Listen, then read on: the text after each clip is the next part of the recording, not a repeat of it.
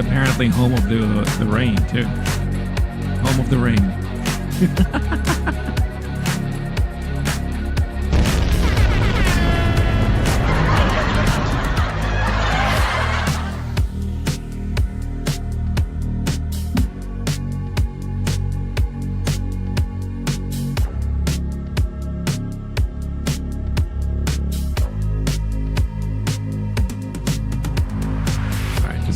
Just give me a minute.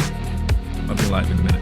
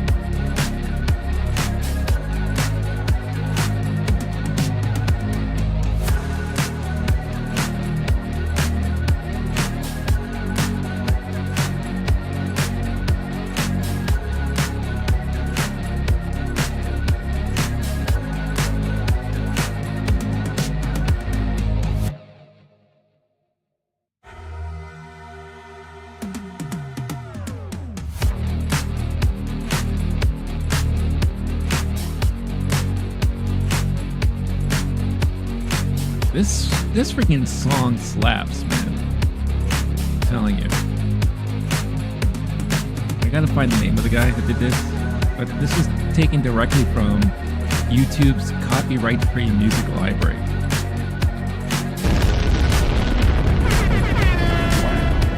Wow. It's so good. What's up, everybody? Renee in the house. Coming to you this evening on a Wednesday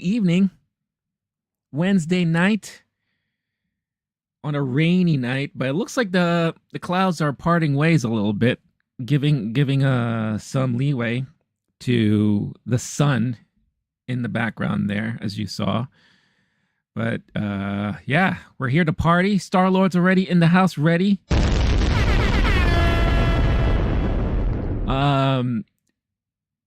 Had a last minute schedule an appointment that popped up this morning, so I wasn't able to stream this morning. But then I was like, you know what? Maybe this is a good idea in hindsight. Maybe it'll be nice to kind of switch things up middle of the week, where I have a moment to stream at night or later in the day. For those of us on the East Coast, it is like 7 p.m. now, but obviously, it's still a little early in the afternoon or in middle of the afternoon for people on the West Coast and all that. But I feel like it kind of gives some time and leeway and maybe opens up, open things up more to people who might not be able to catch the morning shows and all. So we'll see. I'll putz around with this idea, and we'll check it out. We'll check it out. Have you heard about the insane store raids? Are you talking about the stuff happening in New York? Because that's been happening for quite some time now, unfortunately. What was it? Today they had to close down. So one thing that happens in the city a lot is a lot of major like boutique brands and luxury brands. They like to hold sample sales at usually it's like an undisclosed location. And day of, or sometimes the night before, they will say, hey, so-and-so, we're having a sample sale here located at blah, blah, blah, blah, blah, from this time to this time. If you want your chance to get some discounted sales on luxury items, come during this time. Good luck, kind of things like that. And I remember when I used to work in the city, there would be lines of people. Whenever there was a sample sale, the lines would, it's almost like going to watch Batman 89 when that first came out. Those lines are very much equivalent to all of that. And today there was a sample sale from Versace happening in the city. And the police had to show up and close it down, close the entire operation down because there was way too many people causing ruckus. And, people just can't, they just don't know how to behave anymore. It's really ridiculous. And, we have a lot of the younger generation raiding stores, busting and breaking into stores after hours, stealing a whole bunch of stuff, which I'm sure are ending up in the black market, eBay, all that stuff like that. And I unfortunately have to blame the pandemic because that's when all of this started happening, really. What was it, like a month ago? Someone raided a Lululemon in the city and ended up like stabbing some people too along the way. So it's insanity. It really is insanity. It sucks. But I grew up in New York, so this very much reminds me of the New York back in the 80s when I grew up. It was this bad. Obviously, it's a little bit more dangerous now because you have a younger generation who have access to a multitude of things, technology, weaponry, what have you. Plus, weed is legal now here in the state. And say what you want about it. I mean, I partake from time to time, but I never have the inclining to go out into the city and rob a store. So, but it affects people in different ways. But you walk in Times Square today and it's like weed central. In a 5-block radius outside of Times Square, you could already start smelling the weed. And it's crazy. It's like everywhere you go, you just smell it. For a Times Square that they've been trying so hard for decades now to make it family friendly, to now have it be like that. It's kind of funny actually when you think about it. But as a native New Yorker, obviously I try to avoid Times Square like the plague. There are certain parts of the city you try to avoid. Times Square is definitely one of them. Which sucks because it's an interesting place to be with all the lights and advertising. But nowadays it's a madhouse over there, Plus you got all the fake costume characters roaming the streets. It's a circus. It's a giant circus. But it is what it is, What can you do? Will it ever go back to how it was prior to the pandemic? Doubtful. Maybe not for a while, but we'll see.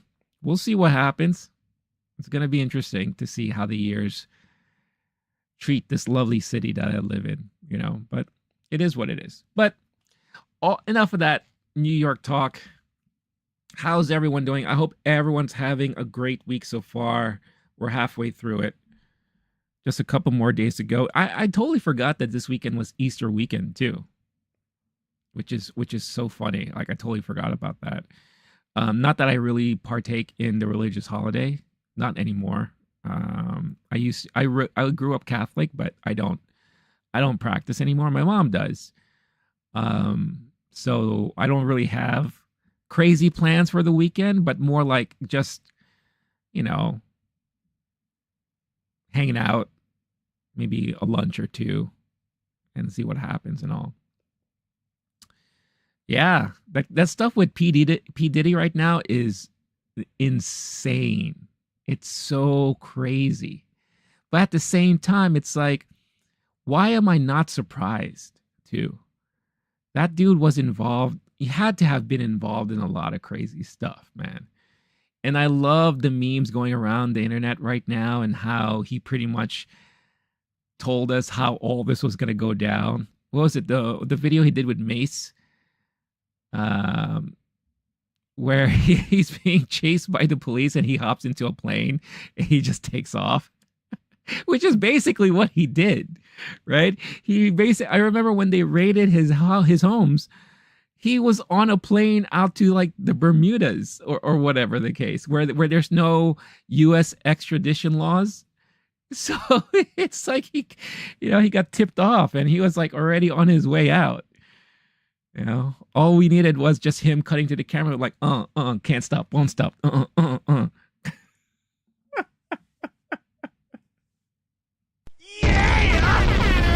It's just crazy. It's crazy what's happening out in these streets, man. It is so nuts. Puff Daddy. Bad boy for life, y'all. Bad boy for life. What's going on my desk here? Just to show you the madness. I've been kind of like doing some work and working on some things. I have so much liquid around me. You would think I am in the movie Signs and I'm trying to avoid an alien invasion. I have like this with coffee still in here. I have this with some more coffee in here. And I have my bubbly can. What is happening here? I don't know what's going on. It's crazy. Yes, and the new Bad Boys 4 trailer drop, which I haven't seen yet, but I'm going to watch here live on the stream later because funny enough, I never saw the last one, Bad Boys 3. I never saw it. I don't know. There was just something about me that had no desire to see it. Plus, it's harder to see these guys older trying to do the same stuff that they did a long time ago.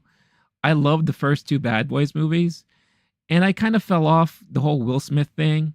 This was going before what happened at the Oscars, but there was just something about him and the whole public drama with Jada that really was annoying the hell out of me. So I got really, really turned off by a lot of those things. So I just never saw it. But Bad Boys is iconic at this point, right? In the movie fandom, in the pop culture, right? So I want to see what they're up to now. Missed opportunities too, because I don't know what the tagline is for this movie, but wasn't it Bad Boys 3? It was Bad Boys for Life, right? They should have saved that for this movie because it's 4, right? Bad Boys for Life. I mean, it writes itself. You don't really have to necessarily do much there. Maybe they had no idea that they were going to make a 4th one. They were just waiting to see what was going to happen in 3. Ride or die. Is that's a tagline for this new one? Bad Boys Ride or Die. See, they should have just made Bad Boys 3 Ride or Die, and then Bad Boys 4 Bad Boys for Life, or Bad Boys for Life. That's it. Just call it that. That would have been awesome. Oh well, missed opportunity there. But yeah, I'm going to check it out live here, along with. So we had that trailer that dropped. We have the new Yorgos Lanthimos movie trailer dropped with Emma Stone, Willem Dafoe. So I really want to see what that is about. It's a short trailer. It's not that long. So I want to check that out. And I still yet to this day, I haven't seen the Penguin trailer for the Max show or the Game of the House of the Dragons trailer. So I'm going to watch that here on the stream too. Separately, obviously, I'll start things off by talking about the new episode of X-Men 97. 50 Shades of Jean Grey, as I like to call it. If you've seen it, you know what I'm talking about. Sony Animation released this new animated short in the Spider-Verse world with Miles Morales called The Spider Within. So I was able to watch that. I watched that actually after I saw X-Men, the new episode of X-Men. So I want to talk about that real quick. And the new movie that I watched yesterday is a movie that I've had in my queue for the longest time. And it's kind of nice to watch it now because the director and the writer, who are brothers, they're coming out with their new movie soon called Sasquatch What's it called? Sasquatch Sunset. It stars who's that guy that was in the Social Network who played Lex Luthor in the DC movies? Jesse Eisenberg. Jesse Eisenberg, and it already debuted at Sundance, and I think it also played at South by Southwest, and it's been getting really good reviews, like really good feedback for that movie. So, um, I saw the movie. The movie is called Kumiko The Treasure Hunter. And when I first heard of this movie, I was very, very much interested in it. So much so that I bought it digitally. But it's been sitting in my library for all of these years and I have never watched it. Um and it's celebrating its 10-year anniversary already. So it shows you how long it's been in my library this whole time and I haven't seen it. But I finally got a chance to see it yesterday. So I definitely want to talk about it. Um yeah, it does look ridiculous and I love movies like that, So, especially when you have Jesse Eisenberg attached to it, who's playing a Sasquatch. I mean, come on. You can't that's like the best thing I've heard about it. So I definitely want to check it out. Now knowing also how the brothers direct and their kind of writing, it makes me even more excited to see what that movie's about. So I'll talk about that movie later on in a little bit too. And there's some news, also some news tidbits I definitely want to talk about as well. Some interesting stuff happening in movies, video games, and the like there. So yeah, so it's just going to be a fun later stream today, talking about some of the usual stuff here, and then we'll see what other shenanigans we get into. I don't know how long I'm going to be streaming for tonight, because I do have some other things I need to take care of, and I don't know what's been going on with me lately, but my back has been in bad shape, and I think it's because I haven't been sleeping that great, or the positions I'm sleeping in is just terrible. I always find myself like a pretzel and just kind of like all scrunched up and twisted and everything. So it's been doing a number on my back. Plus I've been playing a lot of Persona 3 Reloaded, or Reload, I should say. And I've just been sitting down too much and on my couch and not getting enough time to like stand up and stretch and all. So my back's in bad shape. So I don't know how long I'll be able to sit here and do this, but I'll do my best. I'm just here to hang out and chat with all of y'all, talk about some stuff, and just have a chilled evening with all of you. So thank you for watching. Oh, which liquid am I going to drink right now? I'll drink this one first. All right. So let's talk about this episode of X-Men, shall we? So X-Men 97, this is the third episode of the new revitalized series of the X-Men animated series that, debuted back in the 90s. I already gave my thoughts on the first two episodes that came out last week. I've been loving it so far. I've been calling it the X-Men Remastered Edition because everything about the show is exactly similar to how the original animated series was. It just looks better. It looks cleaner. The animation is, obviously a little bit more updated, not as scratchy looking, not as jagged looking. So it reminds me of like a remastered edition of a video game, that where they spend some time to update some of the images and graphics and all, but everything else plays the same, right? So this is basically what that is. So today we got episode 3, and this show is so good. I think it's too good for its own good. Like, how is it that this animated show can be so good like this? It makes me happy. It makes me remember how it was watching the show back in the day. And it sounds like to me that a lot of people who are watching it are loving it just as much as I am. I'm seeing people saying that they're waiting for Saturday mornings so that they could just wake up Saturday mornings and watch the new episode, which I think is kind of cute. But it is really a nice throwback to a time when these animated shows came out, and they're pretty much playing the proper respect and homages to it. You know, like everything is fast paced. Because if you think about it, like for kids, you have to keep things going because kids usually have short attention spans, and they're able to cover so much story in like a 30-minute episode that you don't know like what else is going to get introduced, what else is going to happen. And not saying that you have to pay so close attention to it, but if you miss something, you could easily miss like an important plot point, right? Because there's just so much happening. But it's not to the point where it's like too much happening, right? It's not like TikTok bad, where it's just they have to squeeze so much into a 1-minute video. I mean, they squeeze enough, but they cover a lot of ground. And it keeps it moving. It keeps it flowing. It's never dull or boring, which is great. Yeah, it is a good idea to keep it until Saturday. I can't personally. I just have to watch it right away. But it's great for those who want to do that and kind of just wait till like Saturday mornings, pop that in and enjoy, you know, the morning, have your bowl of cereal. If you were to watch this show on Saturday mornings and you were to eat a bowl of cereal, what bowl of cereal would you eat? Let me know in the chat.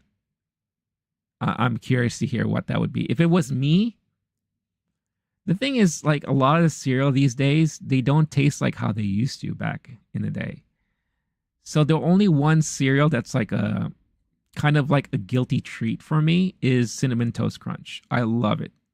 I love Cinnamon Toast Crunch. I used to love Lucky Charms because I was a big marshmallow guy. But these days, the last time I had it, the marshmallows just don't taste good anymore. I know they're artificial, duh, I'm not stupid. But at the same time, I'm like, geez, man, they taste really artificial. Really, really artificial. So yeah, so if you were to wake up on a Saturday morning, watch the newest episode of X-Men 97, what cereal would you choose as your bowl of cereal of choice? Let me know in the comments. We got Scottish Geek Guy in the house. What's going on, man? Happy to have you here. I hope all is well with you. So in this episode of X-Men 97, obviously it picks things up where we last left off in episode 2, where the team was surprised to see another Jean Grey pop up at the house, right? You know, Scott and Jean Grey has now a newborn baby. Nathan or Nathaniel, we already know who that person's going to be growing up. That eventually becomes Cable. The X-Men series passed you as a kid. During that time, because I want to say this was like this was like around 96, 97. What would you say you were watching at that time? What was it that caught more of your attention? Oh, you were like 12 or 13? Yeah, that seems like still a good age. See, I was actually much older. I was, how old was I? I was, oh boy. So I graduated high school in 95. So I was 17 when I graduated high school. So in 95 was when the animated show actually just started, I think.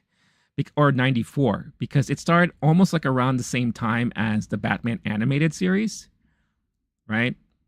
And then went on for several years after that. And then, it ended in 97. So that's why this series is called 97, because it's picking up where it last ended. Let's see. maybe just aged out of it. Actually, in 97, I would have been 14 and I was all about the WWF. Hell yeah. So was I. That's how I got back into wrestling during that era, the Attitude Era with Stone Cold, The Rock. I was a big Mick Foley fan. Big Mick Foley fan. Um, Everyone loved The Undertaker. But yeah, the Stone Cold was the guy for me personally that brought me back into wrestling because I just loved his no nonsense attitude, kind of roughneck. And The Rock was just, oh man, The Rock is just all pizzazz and charm, great speeches, great mic work and all. But Mick Foley was a crazy bastard, man. That guy, I remember I caught wind of a lot of the stuff he did in Japan. So I bought a bootleg tape of all of his matches from Japan. The ones that involve the barbed wire ring, the exploding, the C4 explosives, the fluorescent bulbs that they used to smash over each other's heads, obviously the thumbtacks and all that. And man, it was like 2 hours of complete insanity. And I just loved every minute. It made me respect him even more because he is just a nut. He is just a nut, so it's just so good. It's bringing back so much memories. I watched X-Men before 97. Yeah, because I think the series itself started, I think, in 95, like around 94, 95, I want to say. I think it lasted for like 3 years, 3 or 4 years. Oh, no, there was 5 seasons to it. So it must have been 5 years then. So it probably started before what I'm saying right now. But it was on TV for a good minute, for a good while. But yeah, going back to this episode, and again, thank you for all the memories because I'm just remembering a lot of this stuff back in the day. It's so much fun to talk about. But yeah, so it turns out in this episode, we find out, and again, spoiler alert, if you don't want to hear a lot about this stuff, I'm going to be going into like spoiler territory here, so be warned. Hopefully, if you saw the thumbnail, if you saw the title, you know exactly what I'm talking about here. So it turns out that the Jean Grey that we know that's with the team right now is not the Jean Grey that is the original Jean Grey. It turns out that she's a clone, and the way we find out is because Hank Beast himself is doing DNA work on the other Jean Grey that showed up, right? And I think everyone's kind of assuming maybe this Jean Grey is from the future or whatever, because Bishop is there, and Bishop had the technology to go back in time. And the way Hank did the science and all is that no, this is the Jean Grey, the original. And the Jean Grey that's here is not necessarily our Jean Grey. And everyone's like, what? What's happening? So long story short, Mr. Sinister's in the mix here. And Mr. Sinister, at one point during the timeline, took the Jean Grey that we knew, cloned her, and replaced the real Jean Grey with the clone Jean Grey in hopes that, and again, this is just how funny the storylines work, especially in the X-Men world, because it's also very much like in the comic books. So that the clone Jean Grey can hopefully produce an offspring with Mr. Cyclops there. And then Mr. Sinister was going to get the baby to take full advantage of the baby and use it as part of his army or whatever the case is. And that's what happened, right? So when all this was coming about, Jean Grey, the clone Jean Grey, is fighting the fact that she's not the real one. She's like, there's no way. I've been with you guys this whole time, and I'm Jean Grey, and blah, blah, blah. That's my baby. And then Mr. Sinister is like talking to her. It's like, oh, you think you are, but you are my puppet, and you are going to take the baby, and you're going to give him to me. And she's like, I won't. Maybe I will. And she turns into, and this is all comic book accurate, we finally get to see her turn into another persona of hers, and that is the Goblin Queen. Not to be confused with the Goblin King from the movie Labyrinth, played by the great David Bowie. She is the Goblin Queen. And I have to say, look at the thumbnail of this video. I understand that she's animated, but she is like the hottest animated woman right now out there. I was just like, va va boom, yo. I'm like, whoa, that outfit, the way she carried herself. I'm like, that's one sexy girl. 50 Shades of Jean Grey. Let's go. And I was just like, wow. Forget Lola Bunny, right? Forget all that horse shit, all that nonsense. I'll take the Goblin Queen any day. But she turns into the Goblin Queen. She takes the baby, brings it to Sinister. Sinister, just without even hesitation, drops it into like this green bat. And the baby's like, hey, blah, oh, what's happening? Right? So he's trying to infuse it with something. And the Goblin Queen uses her telekinetic powers to make everyone in the X Mansion feel like they're going into hell. So everyone's freaking out. Everyone's seeing things that they feared most, right? So you have Gambit, who sees Rogue hooking up with Magneto. He's like, oh, no, mon ami, chérie, no, cannot be true. You know? So he's like freaking out. You have Wolverine also freaking out because of something. I forgot what he was freaking out about. But you have Morph, freaking out because Logan was in the shower. And this is the first time we get a little hint that Morph is, I think, bi.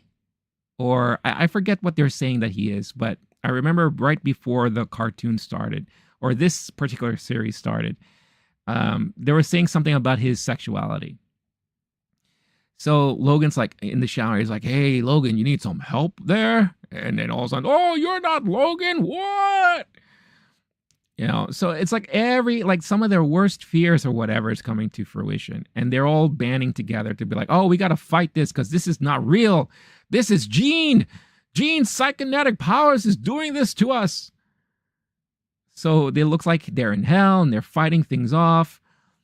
And you're seeing Cyclops becoming a badass again. Like Bishop looks at him and is like, hit me up, Cyclops. And Cyclops like, because Bishop's power is absorbing energy and then reusing it as like beams, right? Like he kind of just repurposes that energy. And it's so cool the way it happened. Just like when we saw Cyclops using his energy blast to like move around and to jump here and skid around over there. It's like, this is the Cyclops that I'm hoping we're going to get in live action somehow.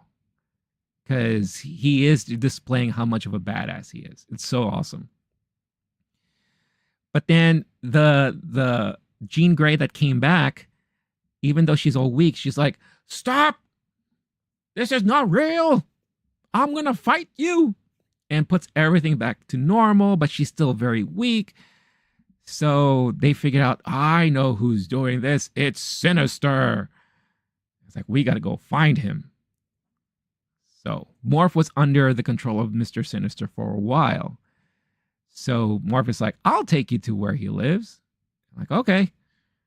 So they go and confront Sinister, and there's the Goblin Queen hanging out, all sexy in her throne, doing like the the Katie Sackhoff Mandalorian Bo-Katan pose where she's like sitting on the thing, legs all out, and then she does like a basic instinct Sharon Stone thing where she like opens her legs up and then she gets up. I'm like, whoa, kids show, but I'm all for it.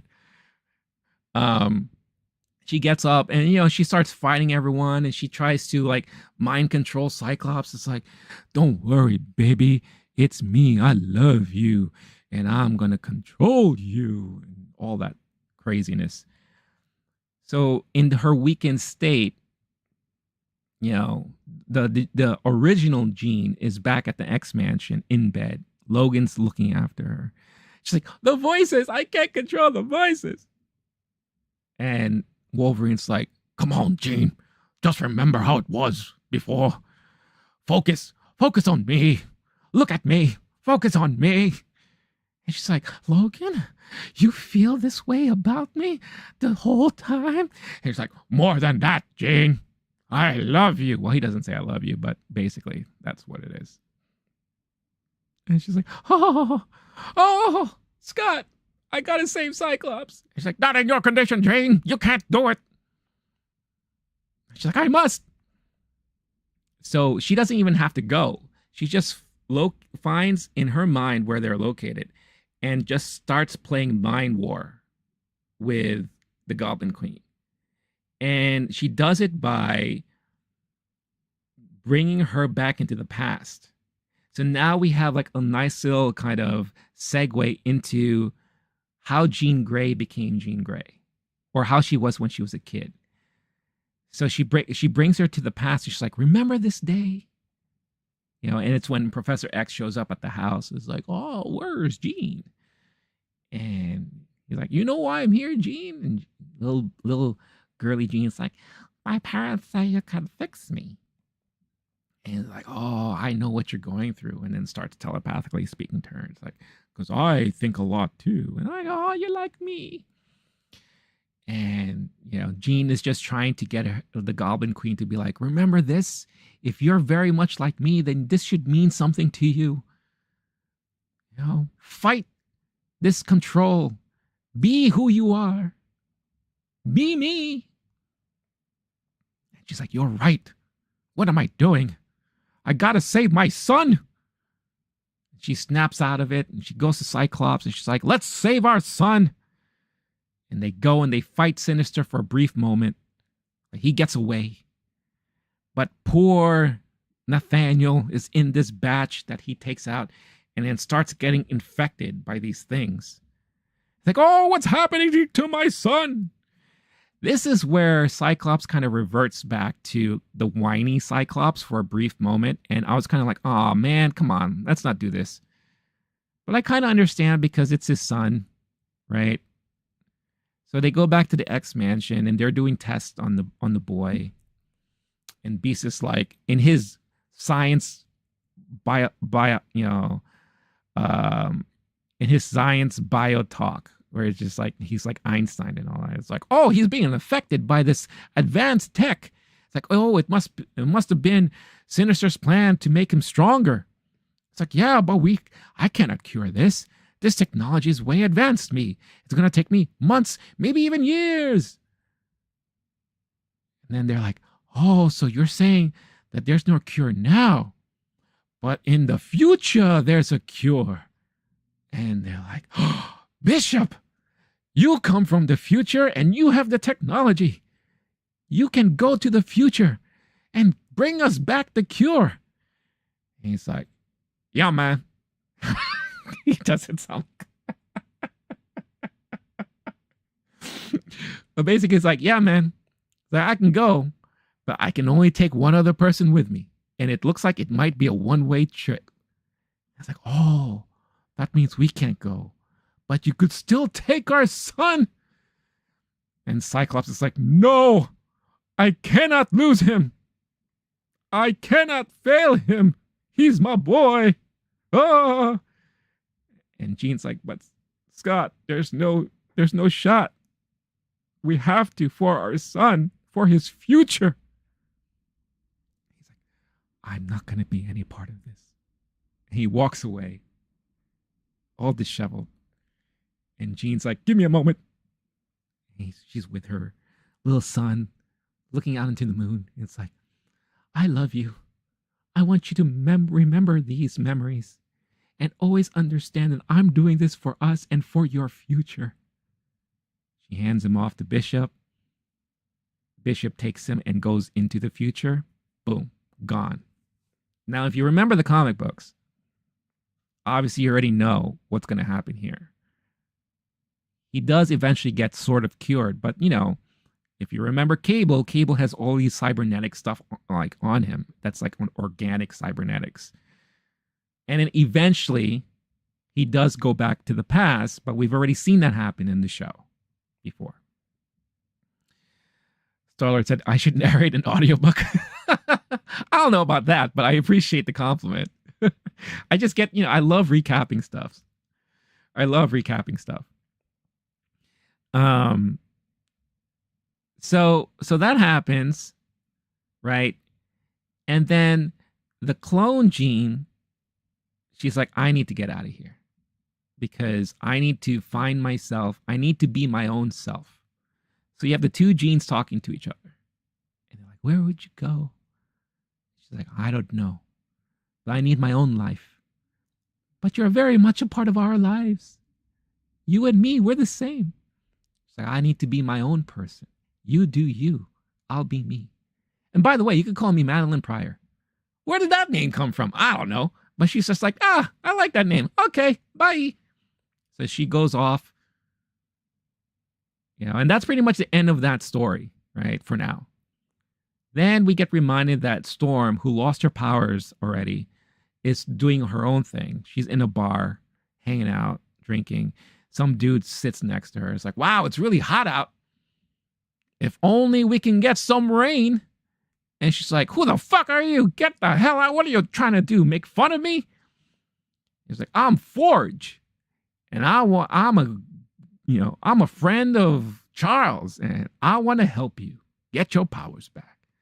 Really? End of episode. And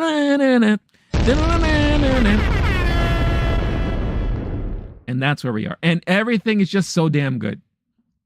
I was just enjoying every minute of it. It's just so much fun to watch. It really is. I loved every minute of it. And as you could see, as I was recapping everything, a lot of stuff happened. And this was just all 30 minutes. So it was just a lot of fun. It was a lot of fun. And I'm telling you, 3 episodes in, this animated show should not be this good. It really shouldn't, but it is. And I'm happy it is because it's worth watching. It really is. Like even me just recapping everything, like I may have said some spoiler stuff, but if you went to watch the episode right now, I guarantee you it's as if you're going to be watching it fresh and you'll be having a lot of fun. So if you haven't done it yet, I definitely recommend you watch it. And yeah, there's a reason why. What was the stat that I read yesterday? The show itself already had over 4 million views on Disney Plus. And it's the highest performing series that they have produced, I think, and Marvel that produced on Disney Plus since Disney Plus started. So much so that the Rotten Tomatoes score is astronomical, and it's the best rated Marvel produced show on Disney Plus. Now, I don't know if a lot of that is just because of nostalgia, but even if that's the case, I personally think it's warranted that the show is that good because it's just very entertaining, very, very entertaining. So I'm really enjoying it. And I don't know if you guys are watching it right now or if you're planning to watch it later, but I'd love to hear all your thoughts about it because I'm having a blast with this show. And we're just 3 episodes in. We're 3 episodes in. I believe there's going to be 8 or 10 episodes in this season, but they already have a season 2 in the books, and a season 3 was being worked on right before that guy got fired. Which, funny how we haven't heard any updates on that at all. It's so funny how now that's kind of been like swept under the rug for now because the popularity of the show has overshadowed whatever that is. So I don't know if we'll ever find out what happened with that guy. But my only concern is that if I'm enjoying it this much and he had every much to do with it, wouldn't you want him to still be a part of all of this? Right?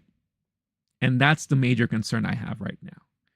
Because if he's not involved, let's say, anymore, and it sounds like he's not, and they make some changes to season 2 and season 3, they're probably going to do a lot of changes.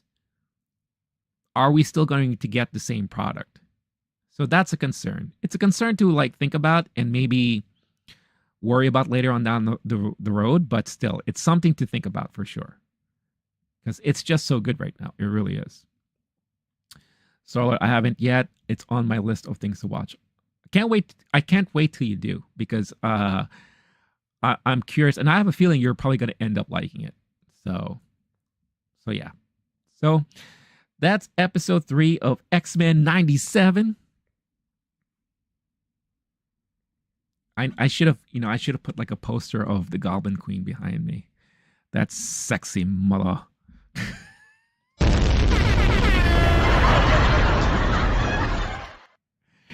And also, I have to mention too that they're not holding back on this show.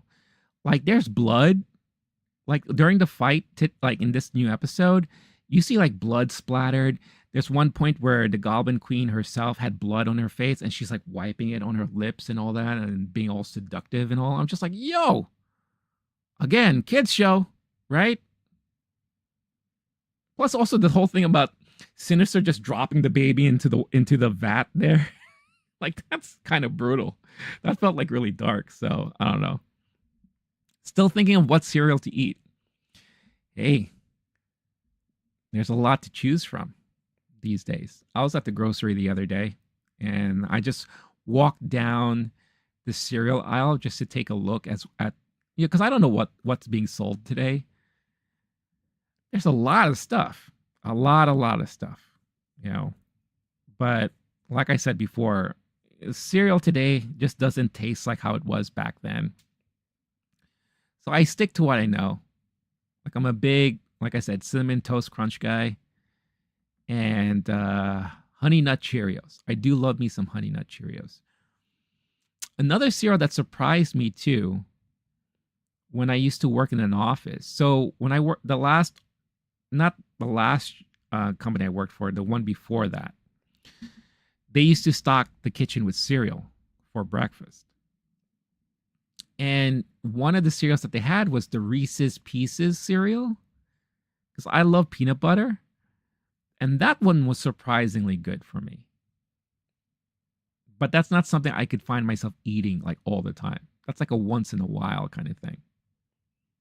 Because it's a little bit too sugary and sweet. Well, look, all of the cereals aren't good for you, right? With the exception of like the Special K, maybe the Raisin Oat brands, right? Those are the ones that are quote unquote healthy. Honey Nut Cheerios is healthy because it says it's supposed to be good for those with high cholesterol, like myself, which I do. I do have high cholesterol, So, so it's sugar, milk, and crunchy stuff. How different can it be? Well, it's whatever they use for the flavoring. It's like I had this conversation the other day with someone about McDonald's and how the McDonald's I grew up with, it's not the same McDonald's you have now. Big Macs taste very different. The nuggets are very different. Even the apple pies are very different now. The only thing that still tastes the same is the fries. For whatever reason, those fries still taste the same. So they didn't really change much when it comes to that. But for everything else, it totally tastes different. Or it could just be like when you get older, your taste change too. That could very much be the case too. So, maybe it's changed. Is it vegan? God, I hope not. You blew it! I mean, nothing wrong with vegan, but I just, look, if I'm going to eat something bad, I'd rather go all in. Let's not cut corners. Let's not kind of shortcut things. It's kind of like, like someone who's trying to be so healthy, like they'll order like the worst high caloric food out there, and then they'll order a Diet Coke. And they think that's going to help them be healthy and balance things out. It's like, come on, man. If you're going to go in, just go in. If you're going to have a bacon cheeseburger with fries, just get a damn Coke or a Pepsi. Or if it was me, Dr. Pepper. I love me some Dr. Pepper. All right, I'll drink my bubbly now.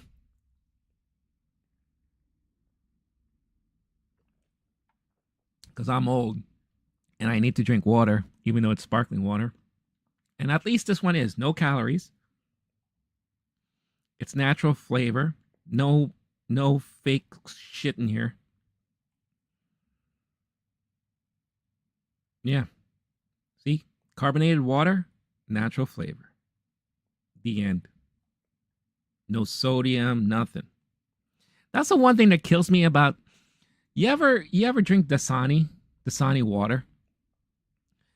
Next time you have a bottle of Dasani, look at the nutritional facts, the stuff like this that you see. Look in there. Why does water, at least that water, why does that have sodium in it? Water shouldn't have sodium in it, and it's all a trick. Here I am. I'm going to put my tin foil hat on. Conspiracy theorists. They do that because it makes you want to drink more of it because you get more thirsty. So in hopes of you buying more Dasani. Those rat bastards with their ploys and their tricks. Anyway,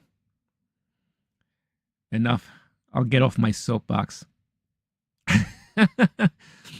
So another thing that I mentioned at the beginning here is that Sony Animation released this animated short. It was like 7 minutes long. And it's centered around the Spider-Verse. And it's called The Spider Within. The Spider Within, a Spider-Verse story. That's what it's called.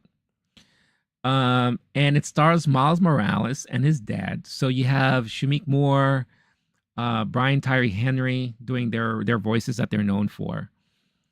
And it was an interesting story that takes place after it feels like it's a little bit after the events of what happened in the first movie and right before we get into the second movie. So it takes place in between there. And the premise of the short story is you have Miles Morales that is, obviously still dealing with the fact that he is a Spider-Man, right? That he has all these powers. And he's fighting crime and doing things, but he's also trying to juggle his life when it comes to school and personal life and all that stuff. So you could see it's getting to him. And overall, the theme of this short is mental health. That's really what it is. That's what it boils down to. And he is being haunted just by all the stress that has been caused and that he's going through because of all of these new responsibilities that he has on him. And there's this nice touching moment where he comes home and his dad's like, hey, I planned a nice night for us. I got some popcorn, the pizza's on the way, and I got us, 3 horror movies that we can watch. And he's like, not tonight. I'm just exhausted. And during the night, he's getting like haunted by like these images of like a shadowy figure that looks like himself, but it's not him. And then all of a sudden, like he's getting attacked by all these spiders that's coming out of his body, holding him down, all of those things. And in a way, it's kind of like the story saying like he's a shadow of himself because of all the stresses, all the things that are happening in his life. And he's trying so hard to juggle and deal with all of it. But then he comes to the realization finally that maybe he doesn't have to do this alone. So that's when he goes out. He's like, hey, Dad, you have a moment? Like, sure. It's like, I really want to talk to you. And the short ends with him and his dad walking outside. And he's like, yeah, I feel a lot of pressure because of school and life. And there's this girl. And then the dad's like, yeah, I understand, man. I totally understand. And then when he says, and the girl, that's when things fade to black. And then that's when the short ends. And it's a nice little short story to kind of highlight, the stresses someone can go through at that young of an age when they have so much going on. And I feel like it also speaks to the generation today. We hear a lot of stories about the younger kids, the younger generation feeling so much stress, feeling a lot of pressure because of school expectations, the social climate, a lot of the stuff that's happening right now. And I think a lot of them just don't know how to manage it and how to deal with it. Hence why you like Star-Lord would put it, hence why you have people that are raiding stores in New York City. Because I have a feeling a lot of that has to do with that too. It's a lot of the pressures, and it's causing a lot of poor mental health with a lot of our younger generation. And I like that this short kind of highlights that it doesn't matter if you're Spider-Man. It doesn't matter if you have the ability to save a city or save the world. You are just like everyone else when it comes to stress and when it comes to your mental health. So it was very, very nicely done. And like I said, it's like 7 minutes long. And I believe they attached it to a fundraiser on YouTube. So hold on, let me see. I am reading. Oh, here he is. So I'm going to switch my camera here. So I'm here on YouTube. And in the description, it says here, Sony Pictures Animation has teamed up with the Kevin Love Fund to digitally release the animated short film. It will be incorporated into the Kevin Love Fund's new mental health focused lesson plan, The Hero Within. The lesson plan invites students to tell their own story through the lens of mental health awareness via an interactive curriculum, including a creative storyboard activity. Visit kevinlovefund.org for additional information. And it says here to access the free lesson plan that accompanies the Spider Within film, visit, and it provides a URL right there. So I think that's really awesome that they're able to do that and have it meaningful.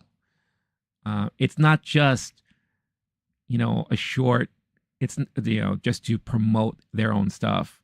It really speaks and has a message. And right here on the right side, there's a donation section where you could donate to the Kevin Love Fund. And as of right now, they've raised a total of $2,000 there. So I'm going to leave a link in the description of this stream for all this information, so that if you're watching on a replay or what have you, you can check it out for yourself, because I'm always someone who openly speaks out about mental health. I think it's a very important thing to be aware of, because I was affected by it too, not just by, the events that's happened in the last 4 years, with the pandemic and all that, but just in my own life, when it comes to work and being bogged down and drained. The story I tell people all the time is I was working in this one company for so long, doing so many things, but I was never really happy. So much so that it affected my body, it affected the way I handled my personal life, to the point where I would come into the office and my good friends, who I'm still friends with today, will look at me and say, Renee, you look like shit. You really look like shit. And I said, because I feel like shit. Like, I'm not happy. And that eventually led me to finally take action and leave the company. And then unfortunately I went to another company that was also shitty too. And what took me maybe 3 years to realize at the previous company, it took me 3 months to realize in this new company. And it was at that point I'm like, I need a break. I need to break. And I left and I took a break, and it just so happened that it happened right around the time the pandemic broke out. And it led to, kind of what I'm doing now. So, I understand the importance of mental health. It's very, very, it's something that you need to be aware of, and more people need to be made aware of this stuff. It's very important. And if you could spread that kind of message with something like this, I think that can help teach a younger generation and older generation as to this problem that's happening. And I think it is plaguing the country today. Again, going back to the store looting and all the crazy stuff that's happening in the world, I think a lot of people are suffering from mental health issues right now. So if any one of us just takes the time to sit down and think about it and address it in our ways that we can, I think it's very, very important. So check it out when you have a moment.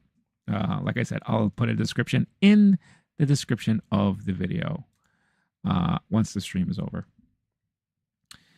Starlord here has a question. I think has a question. Let's see. Conspiracy theory. Do you think all of these superhero movies in the course of more than 10 years brainwashed the younger generation to behave like good guys instead of supervillains? And now the kids are seeing through the bullshit. Well,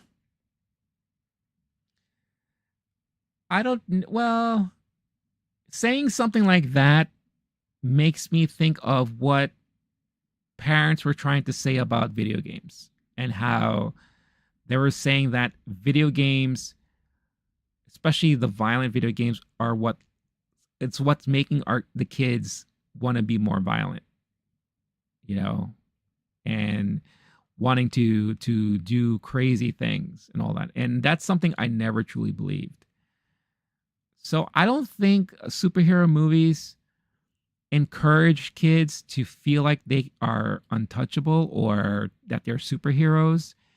And now they're like the fog is clearing and now they're like, wait a minute, I'm not a superhero. Oh, fuck this shit. Down with society. I don't think it's anything like that. Not everyone. I mean, I'm sure there's a small group of people that maybe are affected by things like that. Just like there's a small group of people that probably did get affected by violent video games. But that's like a very common theme that's been around for as long as I can remember. Going back to like the satanic panic days of, people who play Dungeons and Dragons are those who are going to end up, forming cults and killing people and sacrificing people to the devil and all that. Again, I'm sure there's very much a small group of people that probably did end up doing that because of something like that. But I think for the majority, that's not true. I think there are just a lot of factors included that are causing people to behave the way that they're behaving today. And I do think it goes back again to what I was talking about right before, that mental health has a lot to do with it. Mental health, status in life, or the situation that they find themselves in, right? I think a lot of that has to do with it. And the environment that we are in politically and economically. I think it has a lot to do with that too. I keep telling people that New York is getting more and more expensive, that it's becoming more and more difficult to live here. So what happens when you have a huge group of people in the populace that can't afford to live somewhere? They'll do whatever it takes to survive, right? That's just how it works. That's human nature. So I think there's a lot of that going on right now. So yeah. Oh yeah, and I totally understand what it's a conspiracy theory, but it is something also to, interesting to think about too. It leads to a conversation for sure, but yeah, that's basically my take on all that. So, is it just me, or do I feel like I've been talking a lot? Says the guy that's streaming. My mouth is feeling very dry. I don't know.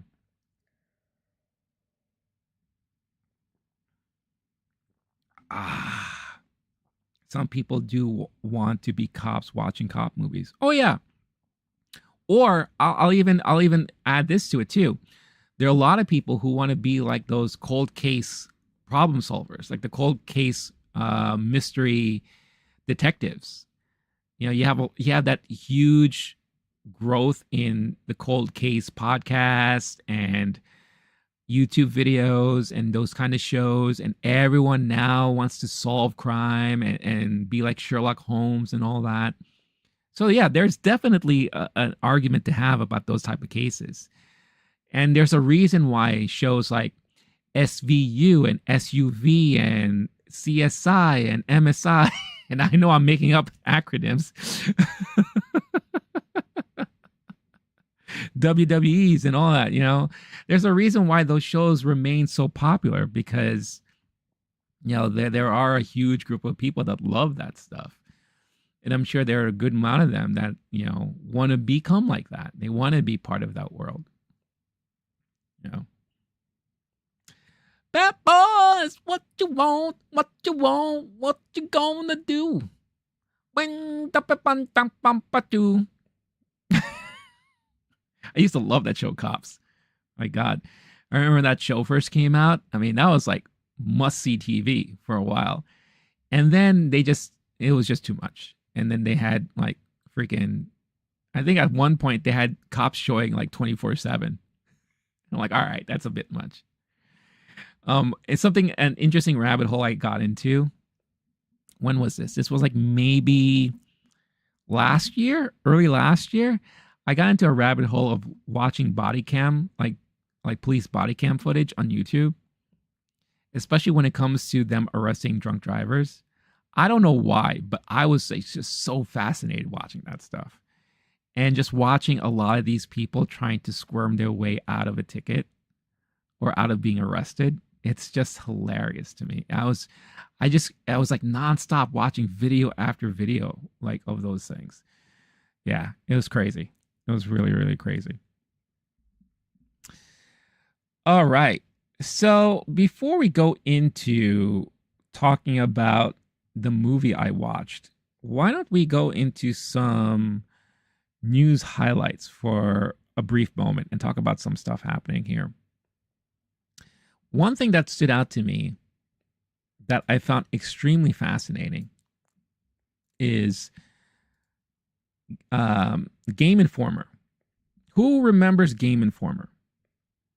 I remember Game Informer from back in the day because this was one of those video game magazines that you used to always get a free subscription to. And I remember it started at FuncoLand. And I don't know how far FuncoLand branched off to. It was very big here in New York. And I'm pretty sure it was big in a lot of other regions too. And FuncoLand was one of those places that they specialized in used games and used systems. And it was one of those places where you could actually sell them your games and your systems for cash, actual cash. Or if you wanted to get more bang for your buck, you would trade it in for store credit, right? That's usually how they get you.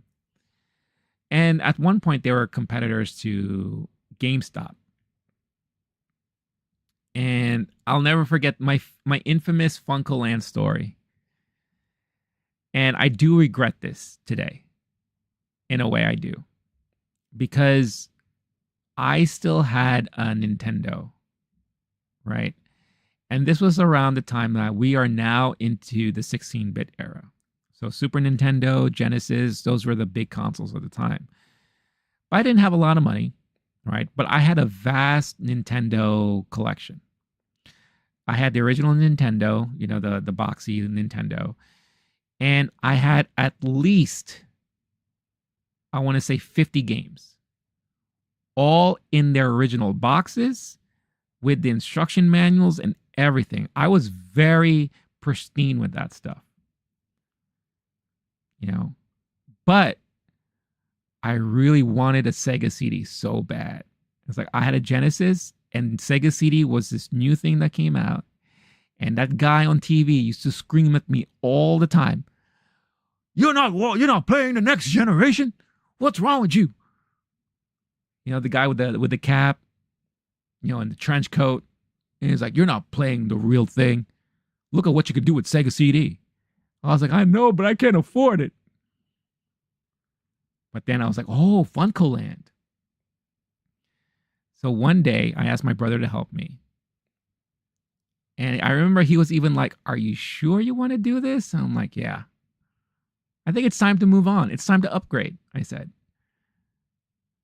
So I brought in my Nintendo, all my accessories, the light gun, the NES Advantage, other controllers that I had, and all 50 games in their original boxes, instruction manuals. And I'm telling you, I had Mike Tyson's Punch Out, Legend of Zelda, Mario 1, 2, and 3. You know, all of the classic games you could think of. I even had Karate Kid, Karate Champ. You know, I had all those things. And I traded it in at FuncoLand for a Sega CD. I got enough store credit that I think equaled at the time $250, which was just enough to cover a used Sega CD unit. And it's the old unit, the one that has the drawer that pops out, not the later one that, you know, it kind of is like the regular compact disc player that pops up lid and all that. I had like the original drawer that slid out. And I went home a happy camper. I was like, hell yeah, I got myself the guy on TV was right. He yelled at me and was like, you know what? I'm going to take action. I got my Sega CD. All these years later, it's like, why the fuck did I do that? I am such a tool. I'm such an idiot. And don't get me wrong, the Sega CD is awesome. And I have some great games for it. And I think now in the retro community, you know, it is still considered to be a decent system. Very nostalgic, but not like the Nintendo. Not like all those complete in-box games that I had that now go for hundreds and hundreds of dollars. If you think about it, $250 trade-in for all those things. If I were to have them now and sell them in the current market today, we're talking about possibly thousands of dollars at this point. Oh, well, young and dumb me, right? If I had a time machine, if I had Bishop's bracelet that can go back in time, I'll go back to the younger me and slap myself in the face. I'm like, don't do that, you fucking idiot. You know that meme of like Batman slapping Robin right across the face? That'll be me slapping the past me. I'm like, dummy, snap out of it. You don't need a Sega CD that bad. Yeah, that would have been me. But at FuncoLand, when you used to make purchases there, they would ask if you would want a free subscription to Game Informer. And of course, every time I'll be like, hell yeah, it's a free magazine. Why not? And then later on, I think when FuncoLand eventually closed up, Game Informer teamed up with GameStop.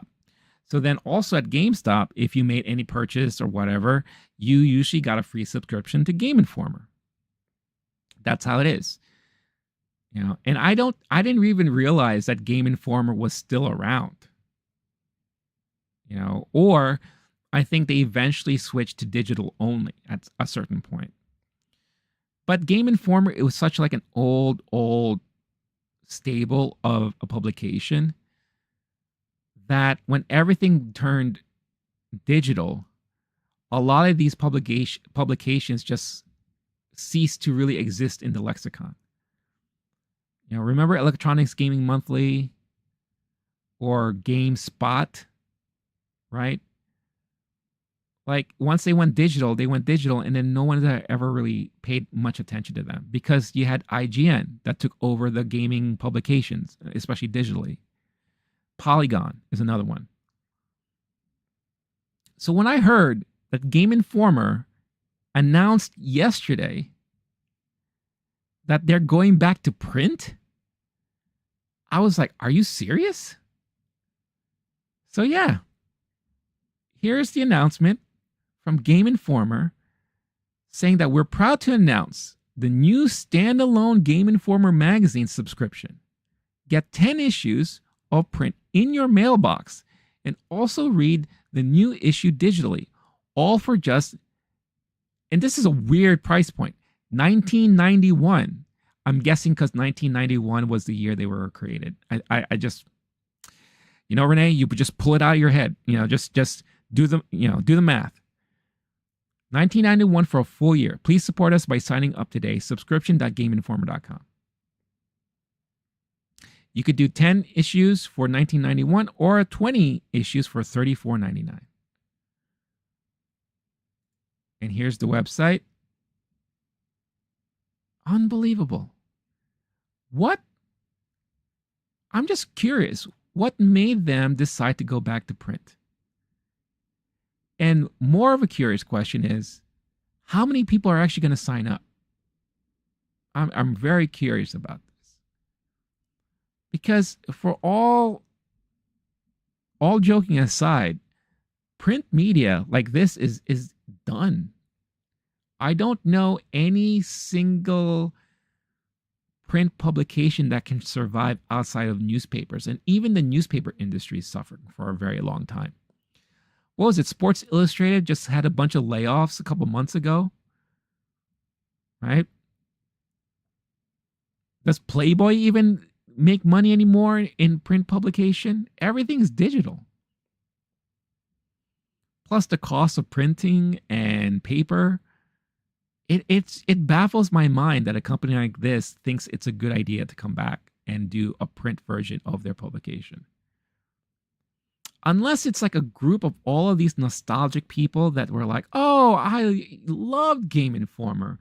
It'll be so awesome if they went back to print. So let's go back to print. I don't know, man. It's just so bizarre to me. Really, really bizarre. I don't even know if I would ever consider going back to a print publication like this. But here they are. Over 1,000 people like this. Close to 500,000 people saw this post. So I would love to hear, like in a month or two, what the signups are looking like. How many people have decided to sign up for this? And if they're going to make any money. Because for me, this is extremely fascinating. Extremely fascinating. I got a Sega Saturn. It was so forgettable. I don't remember the games I played on it. I think it was a demo disc or something. I had more fun with the Game Gear. So I never got the Game Gear. I remember playing the Game Gear at like Nobody Beats the Wiz or like an electronics store. And I was just like, oh, this is interesting. At the time I said, it does definitely remind me of the Master System. Saturn, I have a very fond love for the Saturn now because all the good games for the Saturn came out in Japan. And even now, when I hang out with my friend, this is the guy that we are going to a lot of the old retro games and finishing them, especially the co-op games for the first time. Any Saturn game we play is all Japanese games. Because the Japanese library was so vast and had a lot of great stuff in there. For the US software, the Saturn just was not that great. But I do have, there's something about me that I've always supported the weird stuff. And I think to a lot of people, the Sega Saturn was kind of weird. I was also the one of a few of my friends, if not the only one, who had a TurboGrafx. I loved the TurboGrafx. It was weird, but I loved it. I really, really loved it. And I remember when I was older, and this was before the retro game boom that we're in now, I remember it's like, you know what? I've always wanted the Turbo Express, the portable Turbo Express, which is a portable TurboGrafx. But when it first came out new at the time, I think it was like $400 or $500 or something like that. Or maybe I may be putting more money to it. Maybe it was like $300. Needless to say, it was a lot of money at the time. So when I got older and I was working, I said, you know what? How much is this going for now? And I think I went on eBay and I sold one for like $100 in really good condition. It's like, all right, you know what? I'm going to buy it. Go look how much that is worth now, the Turbo Express. Go to eBay right now and see how much people are paying. Actually, I'll do it. And go on eBay right now. Because, we are in such this crazy boom now of retro gaming that everything is super inflated. Look at this. Look at this. A pre-owned Turbo Express console working with a copy of Keith Courage. And Keith Courage was like the default Turbo Graphics game. If you owned a Turbo Graphics, 9 times out of 10, you had a Keith Courage game.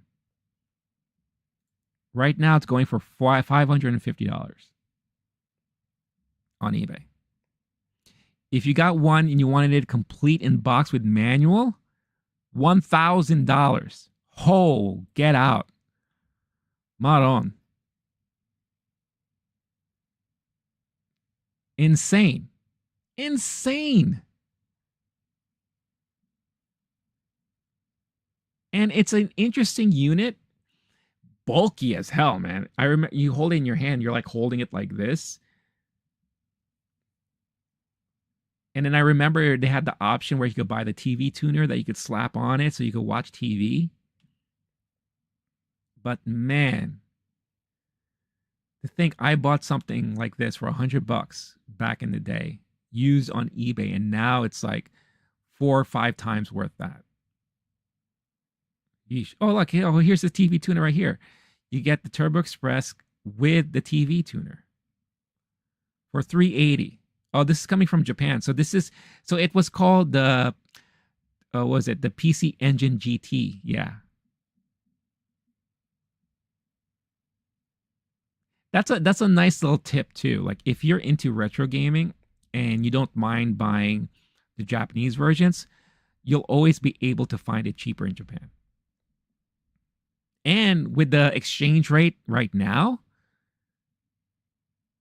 it's probably better if you do something like that. Because I looked at something yesterday. I have there's this company in Japan that specializes in these kind of retro video game t-shirts. They're fully licensed by Nintendo because they're based out of Kyoto, where Nintendo headquarters is. And they just relaunched their web store. So they're having this special relaunch event. And they have this really nice punch-out shirt that looks awesome. And it's going for 6,500 yen, which normally would be equivalent to like $60. But because of the exchange rate right now, it's $40 US. That's a huge discount off of that. So think about it. If you were to buy something that was worth more, like a Turbo Express or whatever, and you had the money for it and you don't mind buying from Japan, you could probably save so much money right now because of the exchange rate. So if you know anyone who's into that stuff, I would tell them, maybe you should consider buying overseas.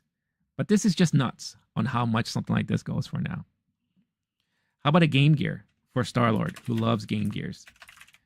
Let's see how much a Game Gear costs nowadays. Like $180, so almost $200. $140, $180, depending on what it comes with. So not crazy, but there's an issue with Game Gears too. I heard that the caps, the older it is, the more the caps inside may leak and damage the circuitry, the circuit board. So a lot of people, what they're doing now, if they're buying Game Gears, they would get it recapped by somebody, or they'll do it themselves. Then they replace it with all new capacitors. And then it makes the system run flawlessly. But yeah, that's the current market we're in right now. It's crazy. It's nuts. It's nuts. So yeah, so if you didn't know that, now you know. And knowing's half the battle. G.I. Joe!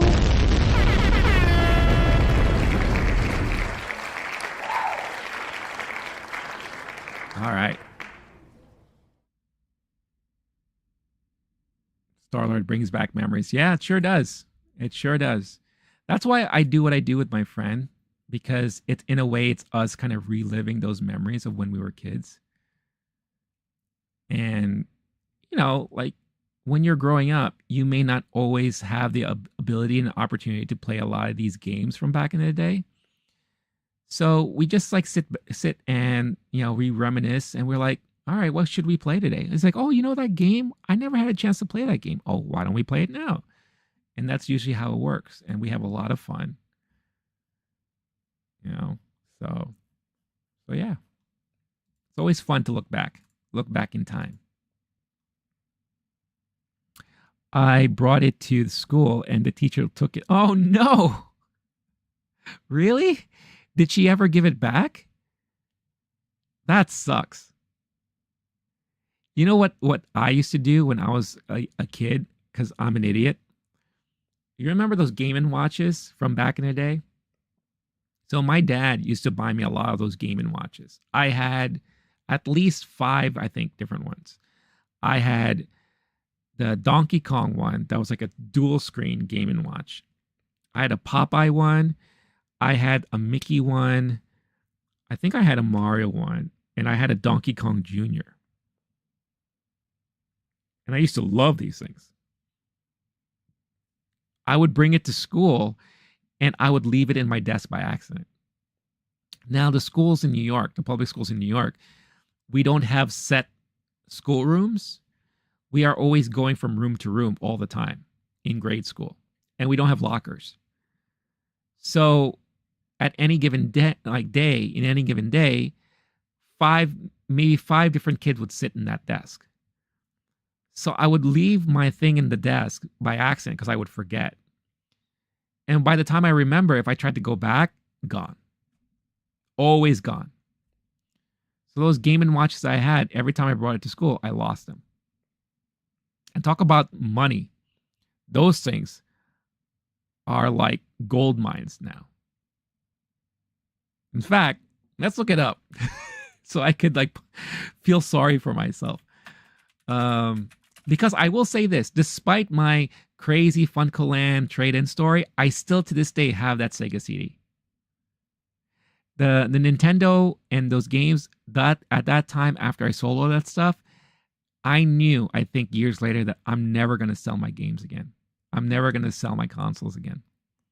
So I kept everything since. So that Sega CD system that I got from Funcoland, I traded all my Nintendo stuff for, I still have. So I'm very good at keeping things. But let's see here. Donkey Kong Jr. Game and Watch.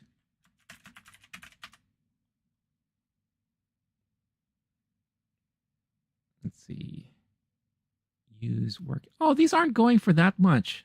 I thought these were going for a whole lot more. I mean, it's not cheap, but right now, 140, 130, 100. I honestly thought these were going for much more. I think if you get them complete in box, like this, look at this craziness here. Game & Watch, almost $800 for this, complete in box. Hachi Machi. It's crazy.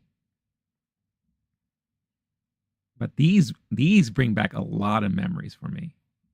I used to love these things. And I was always so happy every time my dad would like get me a new one. And then I love that Nintendo brought them back by releasing that the Mario one and the Zelda one, like the reissues. I thought that was really cool. But now they were with like full color screens and all that. So yeah. I honestly thought that these were going to be much more money, but that's not that bad.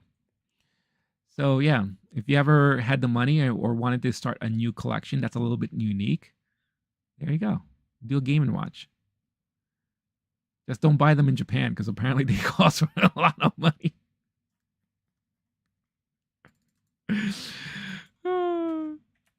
Popeye Game and Watch. Let's see.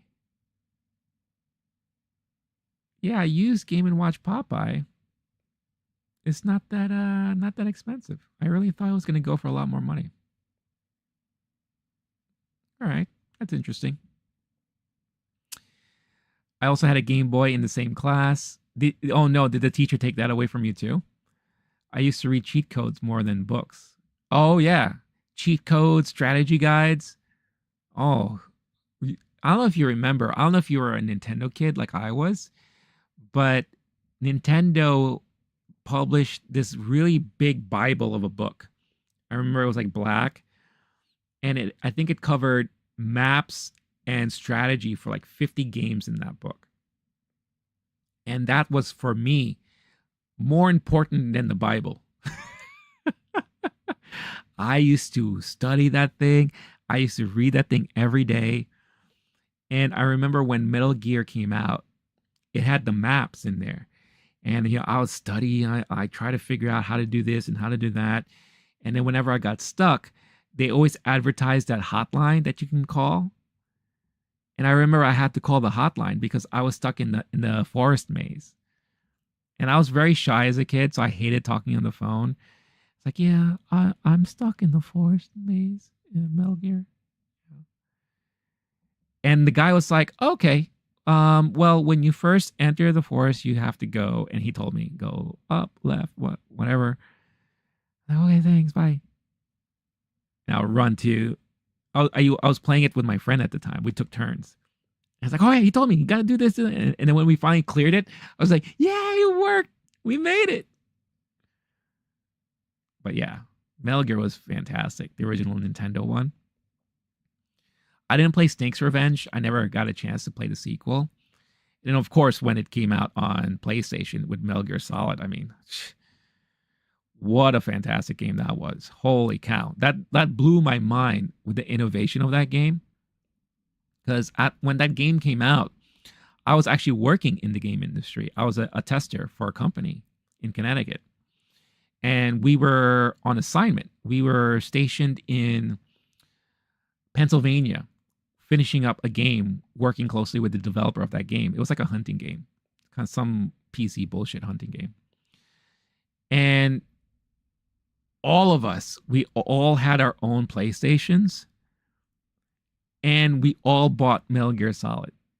So it was so fun because every time we had a break or every time the day was over, we would go back into our rooms and start playing Metal Gear. And we would talk about it. We would call each other, or have one of them would come over or whatever, and we're like, "Did you see this? How do you think you do this? How do you think you do that?" And all of us reached the Psycho Mantis part at the same time. And only one of us, I think, figured it out because it so happened that they had the second controller plugged in. And when it started rumbling, he's like, "Wait a minute."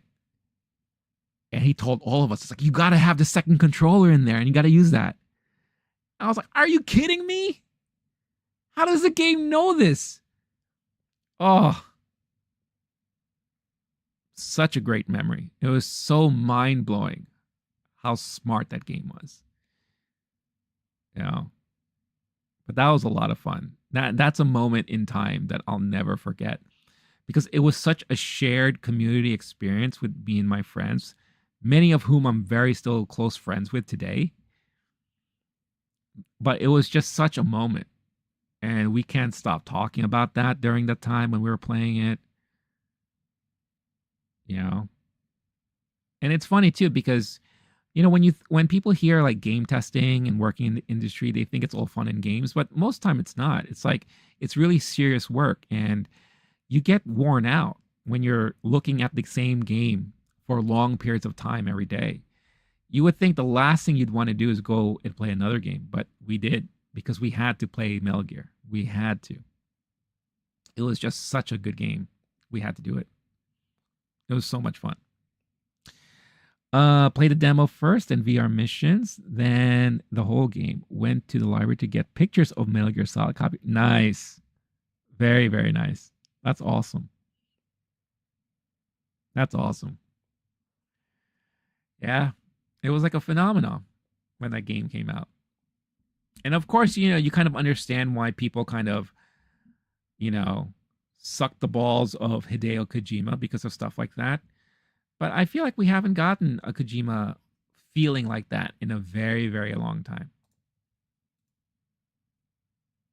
you know? So it's interesting. It's really, really interesting when you think about it. Hold on one second, guys. I'm just going to check some stuff on my phone. So let's play some phone checking music.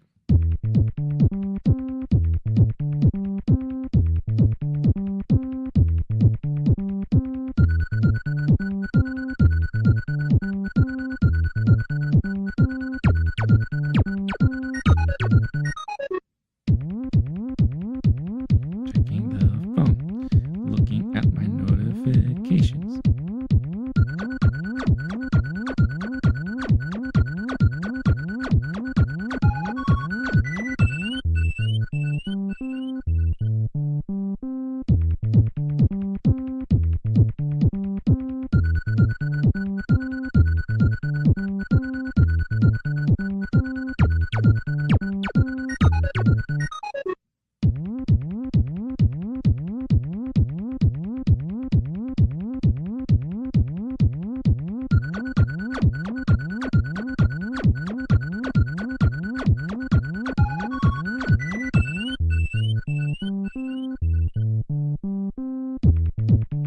What's going on here?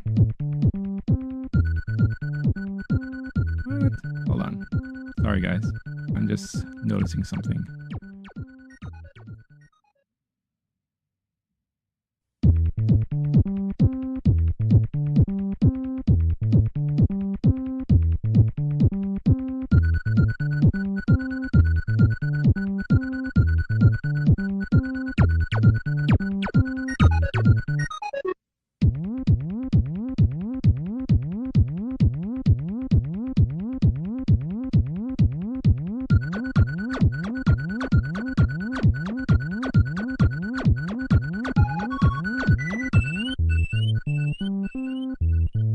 Okay. Sorry about that. Let's see here. I could tell you word for word codec transmissions. Literally, oh man, really? Oof. Good for you. I feel like I've forgotten all about that stuff already at this point. That's awesome, man. That's awesome. I think eventually I'm going to have to go back and play that game again because enough time has passed where I haven't touched it. I remember, I think the last time I played it was when they did the re-release on the GameCube. It was that and Metal Gear Solid 2, right? Sons of Liberty, I think it was. And it was on the GameCube. And it actually looked really decent. Like it looked like a good remake of it, or port, I should say, of it. But I've never been back since that time. And I think now is like a good time to kind of revisit that because that would be a lot of fun to do, I think, at this point. All right. So let's see what other good part like movie moments. When I was checking my notifications, I'm seeing a lot of stuff about Euphoria season 3 and news are coming out because if you remember on Monday, I kind of briefly mentioned that that they halted on filming of season 3.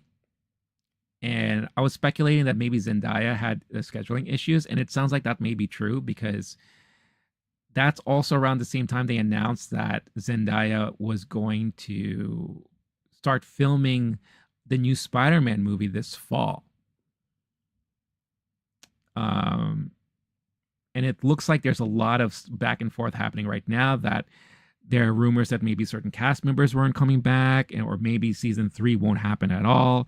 I've never watched Euphoria, but I know how beloved that series is. So I feel like there's a lot to unpack there that I don't want to talk about it all yet. I want to read more about it when I have a chance. So maybe I'll talk about it on Friday.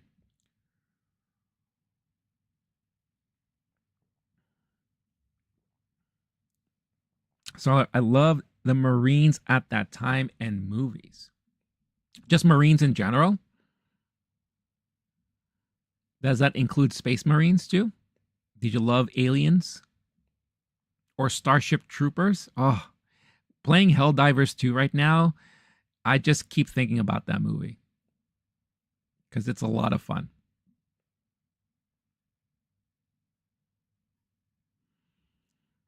All right, last piece of news I think I'll cover for today.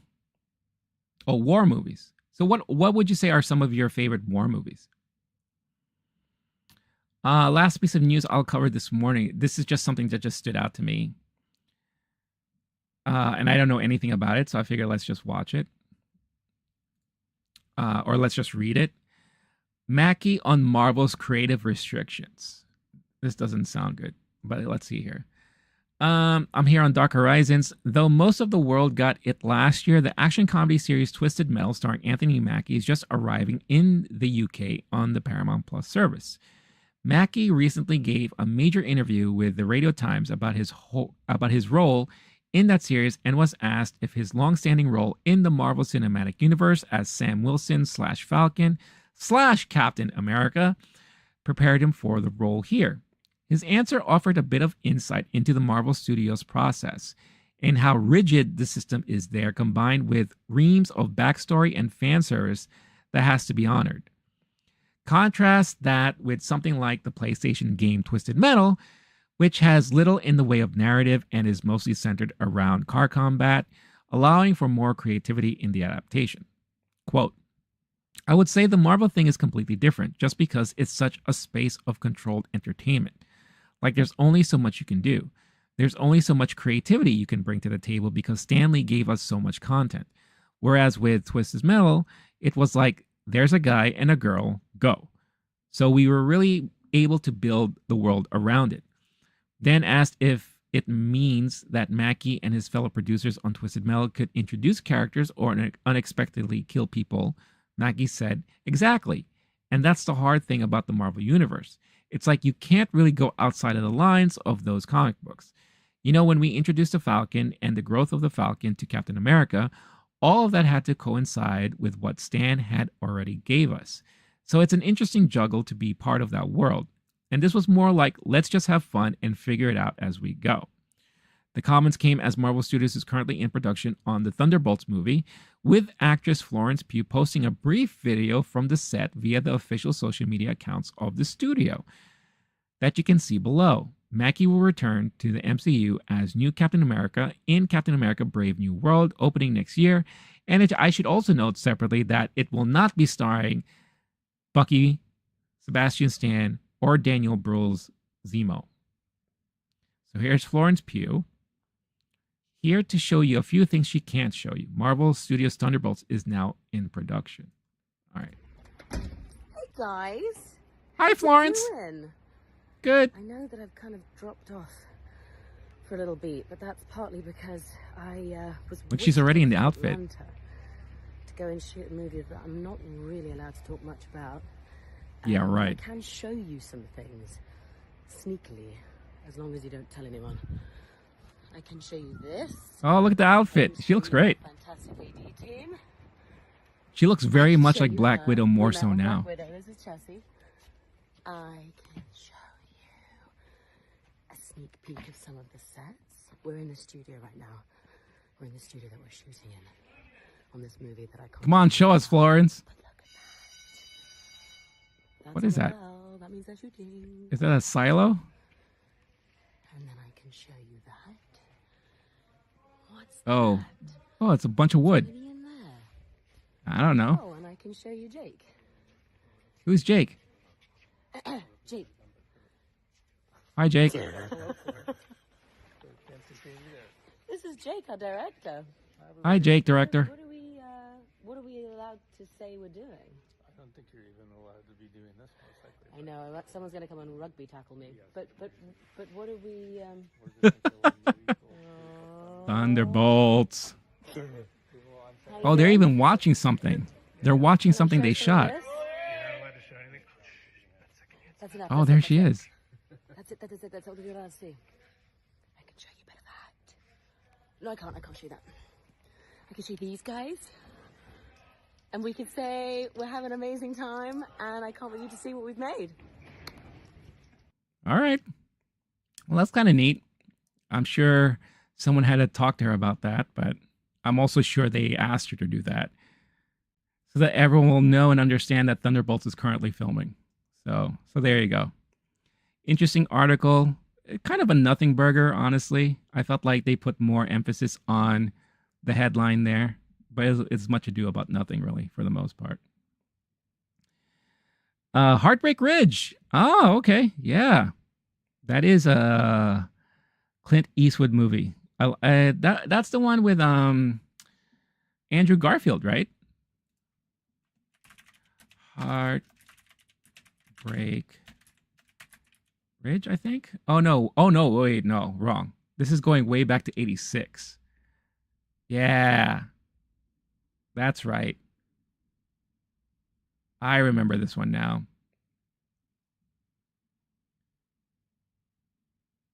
That's right. Oh man, I haven't seen this movie in forever.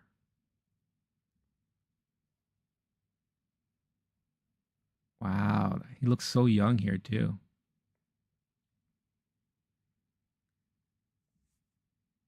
Yeah, I haven't seen this movie in a very, very long time. Yeah, he directed it and starred in it. Um, that's why I got confused because I'm like Heartbreak Ridge, Hacksaw Ridge. It's kind of similar in a way. Um, yeah, this is cool. This is very, very cool. Yeah, Mario Van Peebles is in this one too. Yeah. Oh man, Marines. You know who was a Marine? Gung Ho from GI Joe. And I remember Gung Ho was one of my favorite characters from GI Joe because I just loved the look of the toy. And I remember with some of the later like alternate variations of the toy, they sold him in his full-on Marine suit, in his outfit. And I remember I saved up my allowance to buy it one day before school. And I loved it. I loved how it looked. It looked so cool at the time. You know. But I remember I was so happy when I got it. I'm trying to pull up a picture of how the action figure looked like. Let's see here. Oh, here it is. Yeah, I mean, you look at it now, you're like, really? But for me at the time, this looked pretty damn cool. So yeah. He came with like his little sword that you could like pull out and he can hold in his hand. But I thought this was really awesome at the time. And I was really happy when I got this. So yeah, that brings back memories. I remember the shop that was selling it was right by the bus stop that I would go to take to go to school. And every morning I would go in there. I would look in the display case with all the GI Joe figures. I was like, "Oh, that's new. That's new. That's new." And then right next to that was a newsstand where they had comic books. So it was like a 1-2 punch for me. It's like, look at the toys, look at the comic books. Sometimes I'll buy the comic books. Sometimes I won't buy comic books. And then some days, if I had enough money, I'll buy a GI Joe figure like that. And this was one of the GI Joe figures that I bought. So pretty awesome. All right. So let's see. I think the last thing I'll be talking about tonight, this evening, is this movie that I watched. So I mentioned in the past that I kind of want to bring into the forefront and talk more about Japanese film and movies that I've watched either in the past or new movies that I'm watching, so I could kind of like finally talk about them and review them and maybe spread more awareness on Japanese film. Because I think Japanese cinema has a lot of great stuff to offer.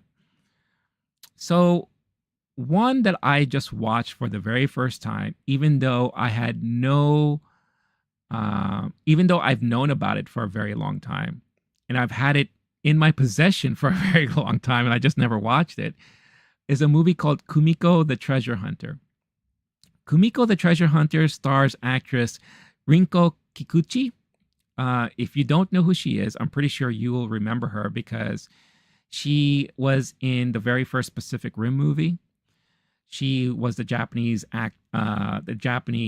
person alongside, I forgot who the main actor was in that movie, but she was one of the pilots there. But for film lovers and cinephiles, people will know her from her role in Babylon with Brad Pitt. In that movie, she was actually nominated for an Oscar for supporting actress. She is a very well-known Japanese actress.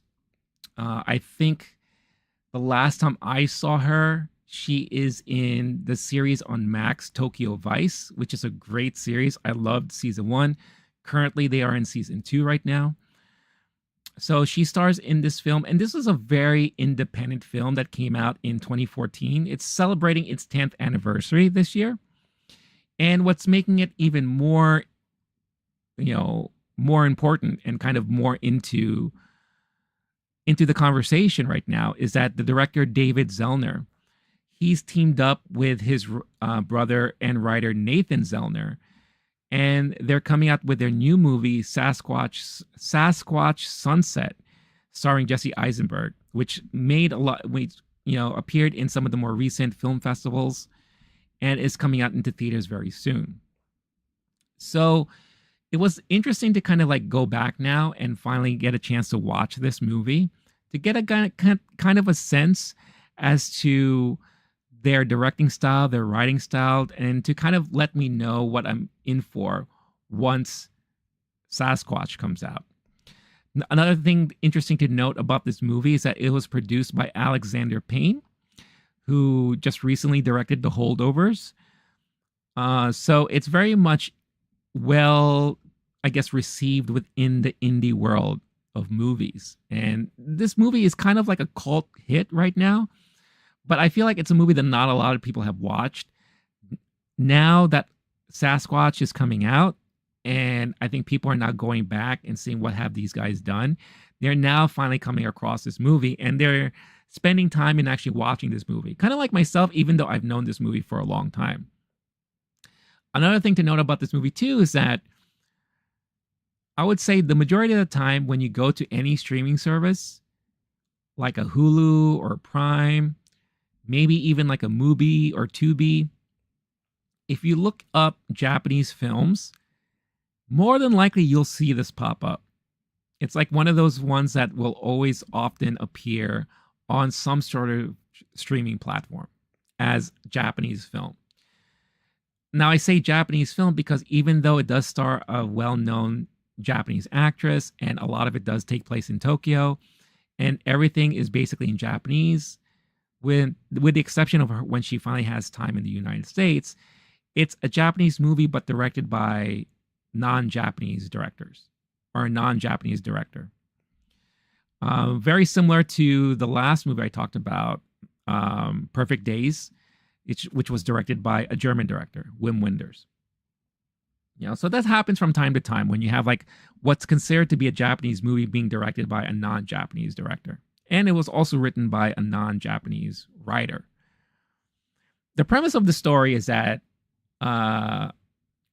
Kumiko, the main character there, is, a very, I guess, boring person who works in an office as an office lady. And she is kind of like a recluse, very much keeps to herself, doesn't have a lot of friends, doesn't really go out. She goes to work. She hates her job. She's not happy there. But she always has like this passion and aspiration for more inside of her. And you can tell that she has a sense for adventure.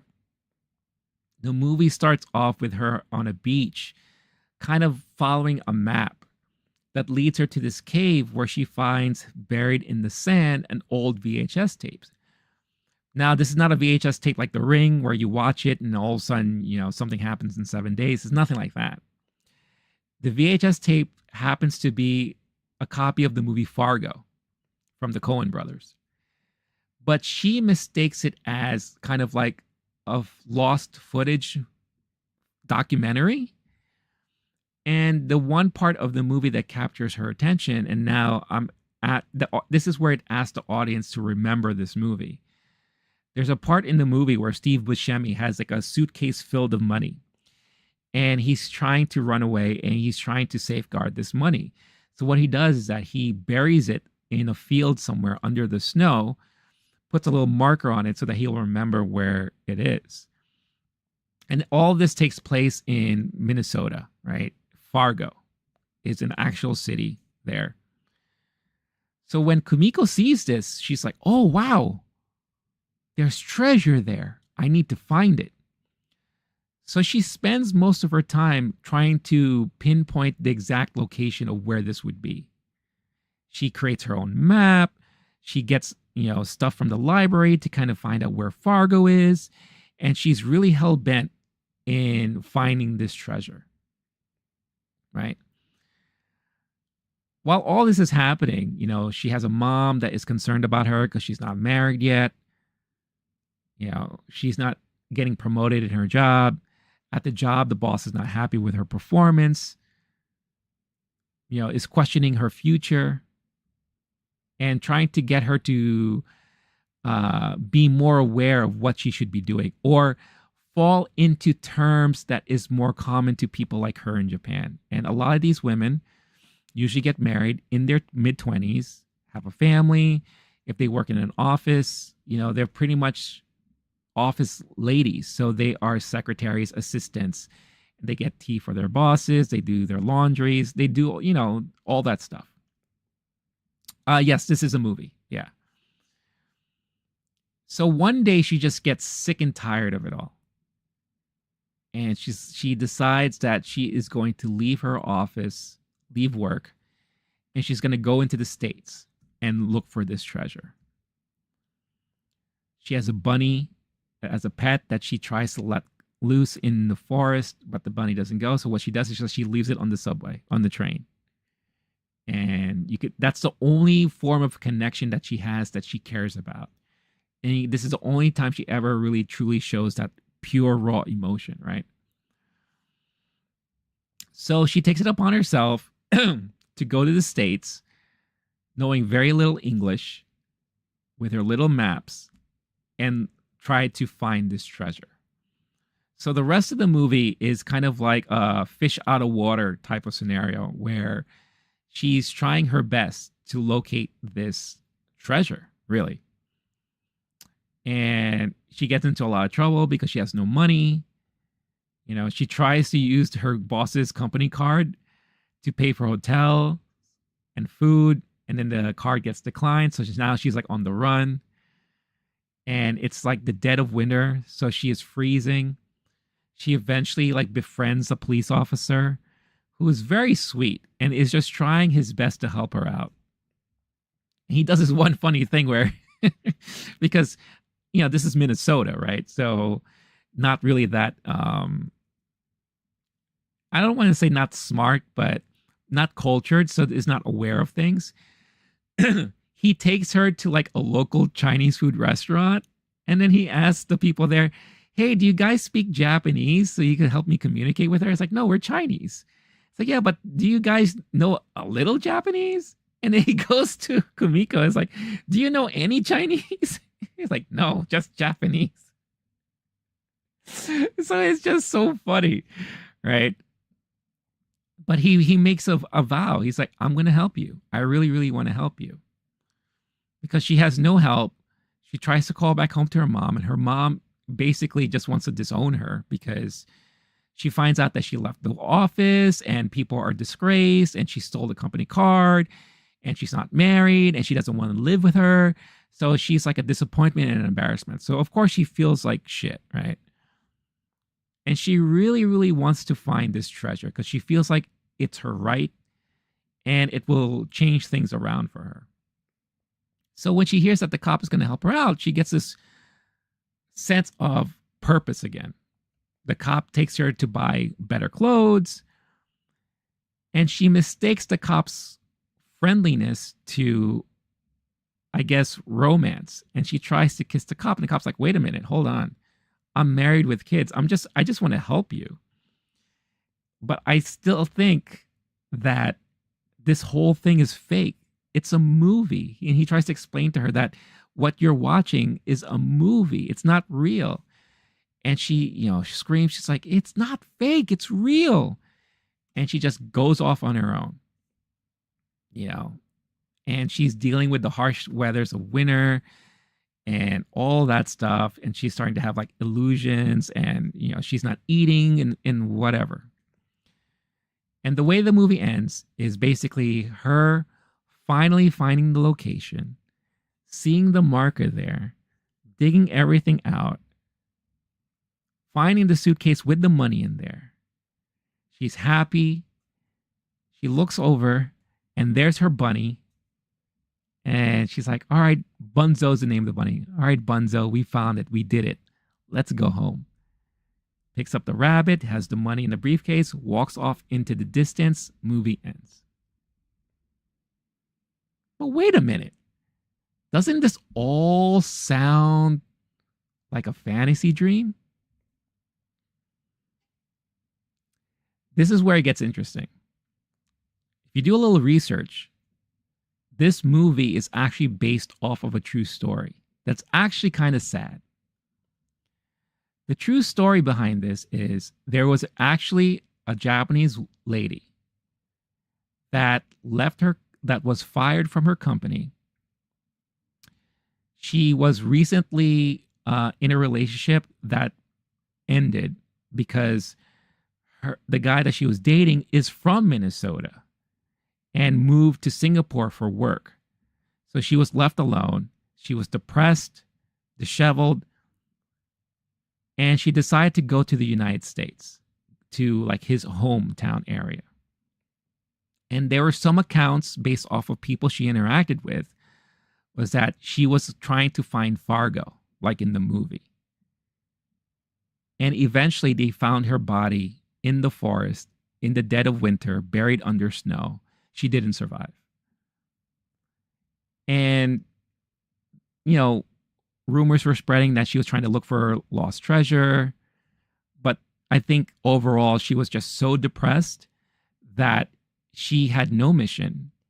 And in a way, she was out there eventually looking for a way to kind of end her life. And as you know, with Japanese society, suicide is very high. So this is not a uncommon thing that happens, but it's a very sad story when you think about it. So what this movie does is takes that premise and spins it so that at the end, it looks like she was successful and she was able to fulfill her passion. But then when you really think about it, what we saw at the end there is a fantasy, is some sort of figment of her imagination. Maybe this is her seeing herself in the afterlife. Because as she was going through the night in the winter, you could see she's struggling. It doesn't look like she's going to make it. When the morning comes, you see like a pile of snow, and she just pops out of the snow. But she looks fine. So I think that's the transition from her passing away to her now living her alternate afterlife of where everything worked out in the end. She goes off, she finds the treasure, she reunites with her pet that she loves dearly. And like I said, the only one with the pure, long-lasting connection. And she walks off into kind of oblivion, right? And as the credits roll, you just see her walking further out into the distance in the snow. It's all white, nothing else around her. So when you look at it that way and you think about everything that transpired, it's kind of like a bittersweet type of ending. And I really, really like this movie because it's quirky enough, it's kind of surreal, and it's so far-fetched. But then when you find out that there was something factual about the events that happened, that this actually was based on something that really happened, it's kind of sad, but it's nice to kind of think that maybe at the end of it all, she did find what she was looking for. And she's good to kind of move on from her life because everything just didn't work out for her in Japan. No job, no relationship, lonely, depressed. And, she did what she had to do. And Rinko did such an amazing job as an actress and performer in this movie. Really, really well done. And having a chance to finally see this movie, I am so excited now for Sasquatch Sunset to see how that's going to pan out. The way the movie was directed, it was paced very well. A lot of the shots looked very cinematic, almost very Coen-like, almost as if they were trying to mimic some of the shots that you saw in Fargo. And it was just it was a very endearing, charming, and touching movie with not a lot really happening, to be honest. Like I said, it went from not really slice of life, but I guess in a way, to fish out of water situation. But the way that they did a lot of the moments, it felt like you were watching a horror thriller because you just never know what's going to happen next. Like, oh no, are they going to find out that she has no money? Like, oh no, are they going to arrest her because she ditched out of the hotel when her card wasn't accepted? Oh, she just took a cab for a very long time and she just ran out. Is something going to happen to her? Are they going to hunt her down? Like the music, the score, the way that the shots were done, it made it feel like, very horrific, very thriller-like. Like you're just anticipating what's going to happen next. So overall, the movie was brilliantly done. And I can see why people are really loving this movie now. And it got pretty decent reviews when it originally came out. It was very popular along the festival circuits. And she was nominated for some like Spirit Awards and Indie Awards. She won some. I believe the director and writer won some too. And they were nominated a lot. So I can really see where there's a lot of love for this film. And I really would recommend people watch this. I think at the end of the day, I would give this a 4 out of 5 stars on Letterboxd. And it was all mainly because of the performance of Rinko. She did a brilliant job overall. Don't do it, guys. It's not there. Don't think, you think people would hunt the treasure in life? I doubt it. The ghost of Steve Buscemi tells her, "Don't touch my money." You see him just popping out of the snow, like, "Don't touch my money." Do they still talk? No, surprisingly enough, the cop who was helping her, I was expecting him to really have like that very thick accent, and he didn't have it. He did have a slight variation of it, but he was also very like very friendly in like that gullible sense of way. Very how can I put it? Very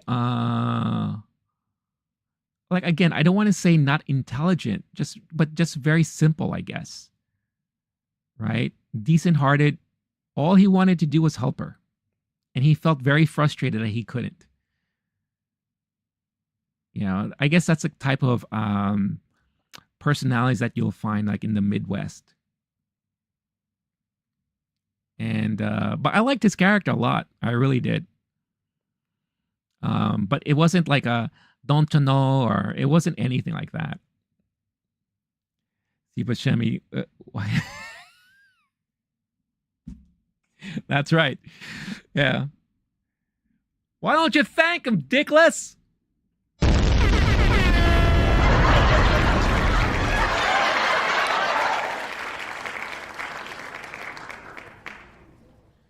But yeah, it's such a really, I really enjoyed this movie a lot, and I kind of wish I watched it way before.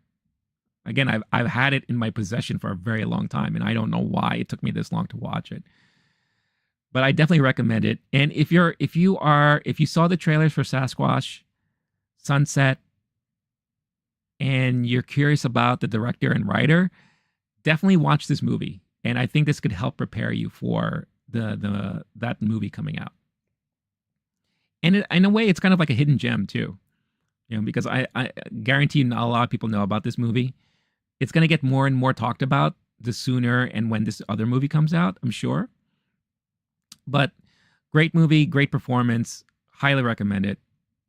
And then when you do watch it, do a little bit of that research and look about what the movie is based on, and then you'll understand.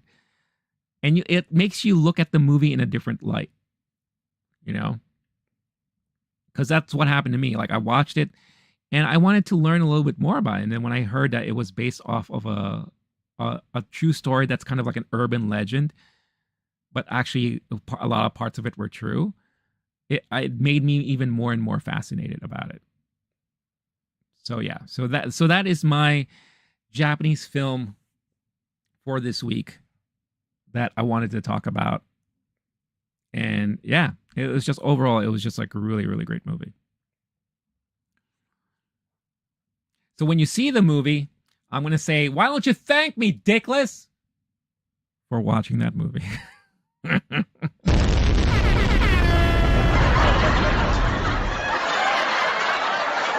All right, relax, take it easy. Everyone laughing like maniacs. All right. So with all that said, what time is it? You know what? My back is starting to hurt a little bit, so I think I'm going to call it a night. I know I said I was going to react to some trailers here.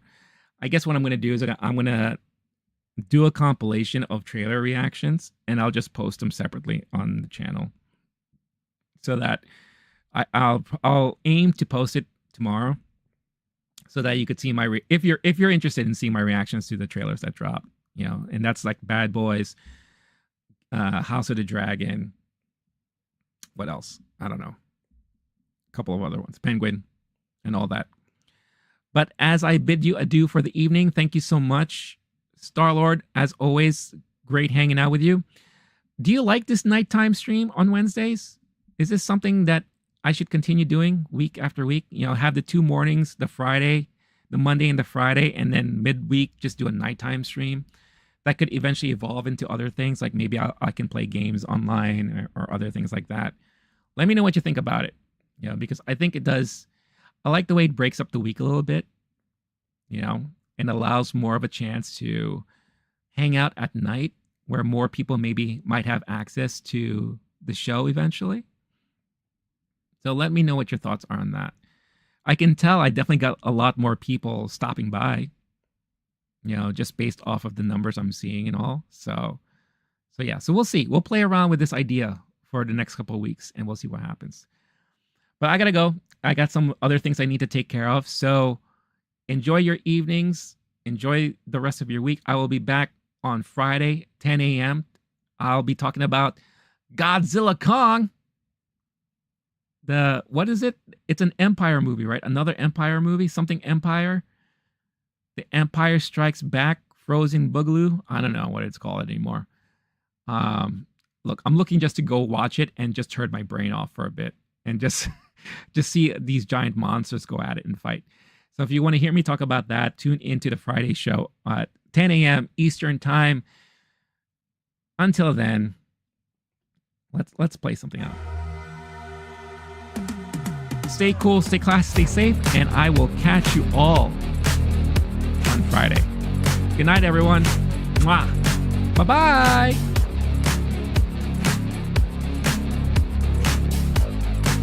Oh, I know it's not that. There we go. That looks more like it. Bye, everyone.